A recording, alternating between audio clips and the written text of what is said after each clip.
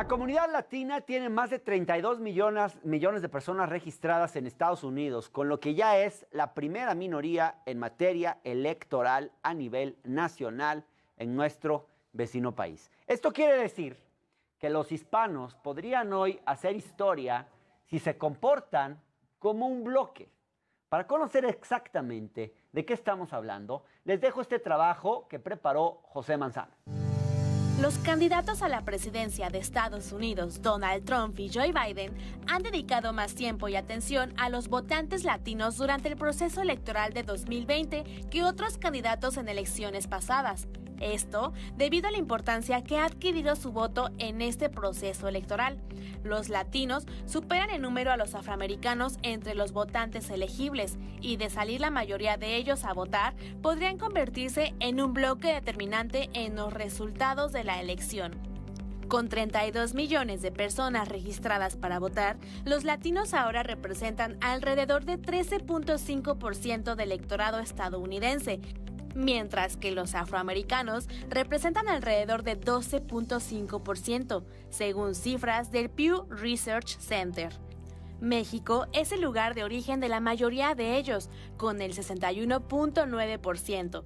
Le sigue Puerto Rico con 9.7%, sin contar la población en la isla del Caribe. En el resto, entre los de mayor porcentaje está Cuba con 4%, El Salvador con 3.9% y República Dominicana con 3.5%. A nivel nacional, alrededor de 2/3 de los votantes latinos se han inclinado por los demócratas en las recientes elecciones presidenciales, y el panorama no se ve mucho mejor para Trump en 2020. La encuesta Latino Decision, que se especializa en sondear a votantes hispanos y realizar sus entrevistas en inglés y español, muestra que Biden lidera con 68% frente a 25% entre los posibles votantes hispanos a nivel nacional. El sondeo tiene un margen de error de 4.9 puntos porcentuales. Las encuestas a boca de urna en 2016 mostraron a Hillary Clinton con alrededor de 66% de apoyo entre los votantes hispanos. El apoyo del 25% de los latinos a Trump es una mejora con respecto a 2016, cuando las encuestas preelectorales situaron su apoyo latino por debajo del 20%. La campaña de reelección de Trump se ha centrado mucho menos en la inmigración y temas relacionados que en 2016. Esa primera campaña estuvo marcada por su referencia a los mexicanos que cruzan la frontera como criminales y violadores, y su cuestionamiento de la capacidad de un juez méxico-estadounidense para fallar en un caso de manera justa después de que Trump hiciera esas declaraciones. En cambio, su campaña de 2020 se ha centrado en la ley y el orden después de un verano de disturbios raciales y en describir a Biden como un socialista que aumentará los impuestos. Sin embargo, el apoyo que ahora goza entre los latinos es menor que el de los presidentes republicanos electos como Ronald Reagan, George H.W. Bush y George W. Bush, quienes obtuvieron más de 30% de apoyo hispano. Le agradezco a Eunice Rendón esta comunicación para comentar sobre qué podemos esperar del voto latino hoy en los Estados Unidos. Eunice, ¿cómo estás? Muy bien, Hernán. Pues aquí viendo a ver qué sucede con las elecciones en Estados Unidos. Y bueno, como bien dices hoy, el voto latino por primera vez en la historia, los latinos son la minoría más grande en Estados Unidos. Según el Pew Research Center, justamente representan el 13% del potencial de votantes, superando al 12% que tiene la comunidad afroamericana y al 4.7% de la comunidad asiática, ¿no? No obstante que somos 32 millones de latinos en Estados Unidos que son elegibles para votar, solamente cerca de 17 millones se han registrado para hacerlo, ¿no? Para participar, de los cuales también hay que mencionar, Hernán, que poco más de 5 millones ya han votado tempranamente, lo que representa el doble respecto a las elecciones de 2016, que además eso hemos visto que ha sido la tendencia en general con el voto, que mucha gente votó tempranamente, además de ir hoy de manera directa. Y algo importante en la población latina, creo, de aquí en adelante, de estas elecciones en las que siguen, son que la juventud es clave. El 44% de los latinos que votaron en 2016 justamente eran jóvenes y desde entonces cada año 1 millón de personas de origen latino cumple 18 años. Por lo tanto, tenemos 4 millones más, digamos, de jóvenes posibles votantes en estos comicios y así seguiremos en adelante. Por eso no es casualidad que veamos a Donald Trump bailando salsa, ¿no? O estos mensajes en torno a la población latina que se ha dado en ambas campañas. Oye, Eunice, hoy los latinos son la minoría más grande en los Estados Unidos, con el 13%, ¿no?, de los posibles votantes. Sin embargo, sabemos también que al hablar de un voto latino, estamos hablando de grupos que también son muy heterogéneos. Tú decías, por ejemplo, el caso de los cubanos y los venezolanos que votan a favor de Trump.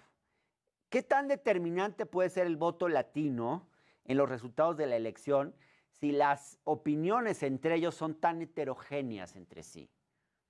Mira, creo que es importante entender que la mayoría sí está por el voto demócrata. Según el Pew Research Center, 6 de cada 10 latinos van a votar por los demócratas, pero aquí es importante el apunte que haces. No es una comunidad monolítica ni homogénea. Por un lado, están estas comunidades de cubanos y venezolanos que por el tema político en sus países de origen están de acuerdo con las políticas más restrictivas de Trump, pero también ahí hay algunas cosas nuevas. Por ejemplo, en el caso de Florida, que es uno de los estados que hoy está más reñido, ¿no? Y que en algunas encuestas está, digamos, ganando Biden, en otras Trump, en fin, veremos lo que sucede. Pero en Florida, un dato importante en temas de los latinos es que el 20% del voto corresponde a los latinos. En su mayoría son cubanos, pero hoy también tenemos a los puertorriqueños que llegaron en 2017 derivado del huracán María.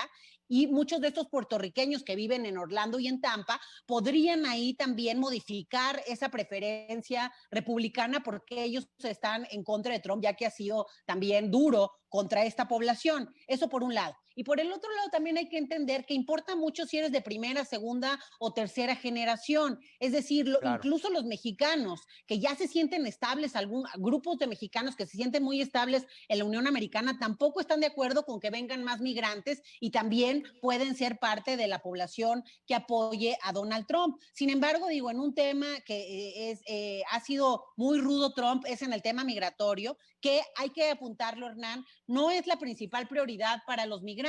Es decir, en las encuestas que se hicieron, lo que más les importa a la comunidad latina es primero la salud, el tema del coronavirus, obviamente Claro, por el tema de la pandemia, la porque economía, ya están y ya establecidos después, allá, sí. exactamente, pero incluso en general a los latinos, esas son las preocupaciones.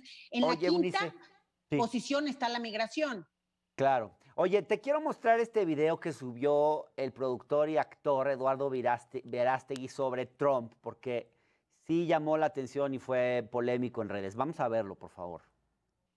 Apoyo al presidente Trump por su visión del rumbo económico que debe tomar este país, porque es el presidente que llevó la tasa de desempleo hispano al más bajo nivel histórico, porque Trump creó más de 3 millones de empleos hispanos y aumentó la tasa de propiedad de viviendas hispanas. Los hispanos pudieron cumplir el sueño de la casa propia. Apoyo a Trump porque se ha comprometido a dar una solución permanente a los Dreamers. Firmó una orden ejecutiva para la prosperidad hispana que busca elevar los intereses de nuestra comunidad. Espero que no sea tu amigo este señor, Eunice. No, ¿Qué pero opinas además de creo que este está muy tipo mal de informado, opiniones? ¿no?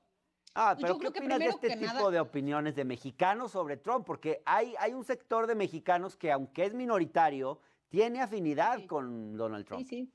Mira, es por lo que mencionaba Eduardo un poco en el video, ¿no? O sea, por el tema económico y de empleabilidad, pero incluso en ese tema, creo que una de las grandes mermas de Trump, derivado de la pandemia y del mal manejo que le ha dado, no olvidemos que más de 9 millones de contagios, encabezando la lista de los países de contagios en coronavirus, están en Estados Unidos y más de 230,000 muertes. Entonces, derivado de eso, también el tema económico mermó y la verdad es que hay que decirlo, Hernán, a quien más ha afectado esta merma es a la población latina, son los primeros que también perdieron muchos de sus empleos, son los primeros también que están en algunas industrias esenciales, pero no igual de esencial ha sido su derecho y mucha gente ha muerto. El 20% de los muertos del coronavirus se calcula que son latinos. Entonces, bueno, Ahora, incluso en este rubro déjame económico, detenerte tampoco. ahí Perdón, Eunice, justamente porque veo que Trump ha incrementado en las preferencias de los latinos en comparación con el 2016, mientras en 2016 las preferencias entre latinos no alcanzaban un 20%. Hoy vemos que un cuarto del voto latino se inclina por esa opción republicana, por lo menos eso veíamos en las encuestas. ¿A qué se debe este incremento en las preferencias? ¿Hubo un discurso más matizado por parte del presidente estadounidense? ¿Incidió la visita de López Obrador en alguna medida? ¿Qué puedes decirnos?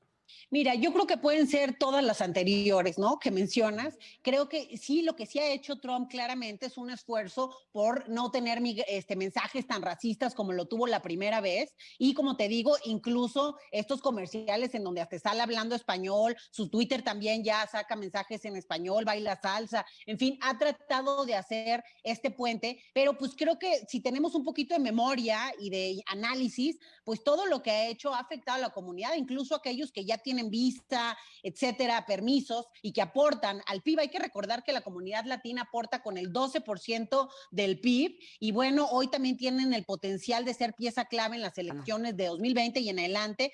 Y otra cosa importante, Hernán, un dato, es la salud. La salud es algo que importa y hoy existen 27.5 millones de personas sin seguridad social y sin acceso a la salud con Trump.